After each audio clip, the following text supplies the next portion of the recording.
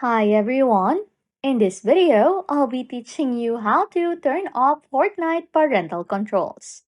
First things first, open a web browser on any device and navigate to epicgames.com, the official Fortnite creators website.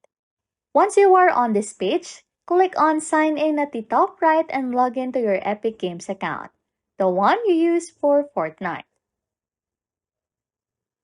After signing in, just click on your username in the top right corner, then select Account from the drop-down menu. This action will then direct you to your Epic Games account settings, and in the left menu, just make sure to choose Parental Controls. Enter then your parental controls PIN, and if you don't remember your PIN, just select the Forgot Your PIN option to reset it. Once you have entered your PIN, you'll access then the parental control settings.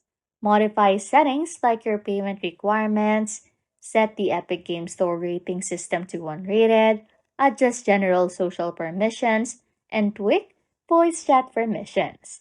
Disabling these settings removes parental controls on your Fortnite. After making the desired adjustments, just save the changes to remove parental controls on Fortnite successfully. Lastly, verify that the changes have been applied by attempting actions that previously required parental control authorization.